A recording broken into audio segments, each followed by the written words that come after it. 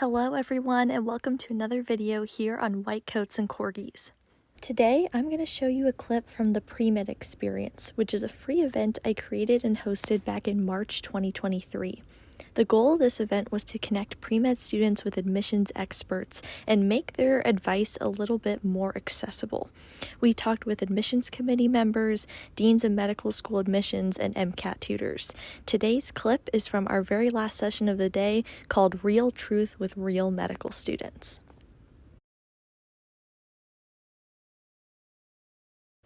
All right, let's go ahead and get started.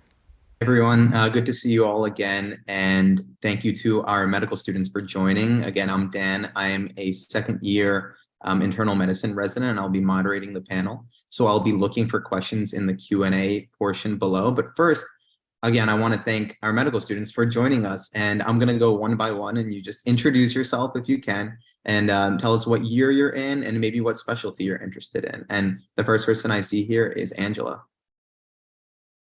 Hello, everyone. Thank you so much for having me. I'm super excited. My name is Angela Rakowski. I'm a rising third year. I'm at Rush in Chicago, and I'm currently interested in OBGYN or neurology, keeping an open mind.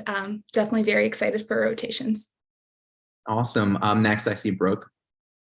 Yeah, hey y'all, Brooklyn. I am a fourth year medical student. Cannot believe it. So on edge with match next week. I'm in Texas, and I also am finishing up my MPH during medical school, so that might be relevant to someone.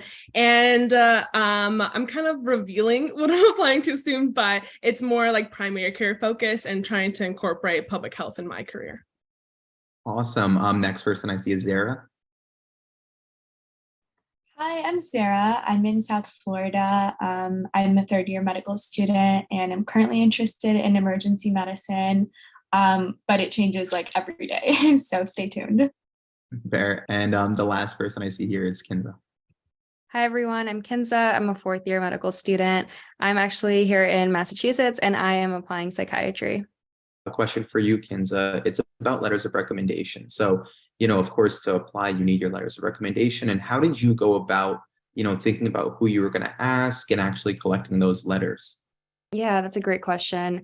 I would say during my second year of college into my third year, I started becoming a little bit more intentional about like the relationships I had with my professors. So I knew that I was going to have to ask like multiple for recommendation letters. So I kind of went into it with the mentality that like I need to be this professor's friend. So I picked professors who were just like a little bit more easier to talk to, a bit more welcoming. I really struggled going to office hours for the first 2 years of college. I just thought it was really awkward, and I didn't really have questions. I would usually just do my work with my friends. So I just ended up going to an office hour one day just to be like, hey, I'm Kinza. That's pretty much it. Just wanted to introduce myself. And it was really awkward, but that professor ended up being my mentor to this day, 8-9 years later. So I highly recommend just going into an office hour or sending that email out to a professor, introducing yourself, and then just find commonalities, I ended up finding research to be something that we had in common. So I would talk to her about research, and just have it in the back of your mind that I need to ask this person for a rec letter at some point. So what qualities can I show this professor I have? What examples can I give this professor of being a good student with XYZ qualities? I think if you go to the AAMC website, you can find a link. There's a link on there that talks about what people who are writing your recommendation letters need to write about. So they have all these qualities listed out, different areas that your writers can highlight about you. So I would recommend going there and looking at that so you can try to talk yourself up to these professors.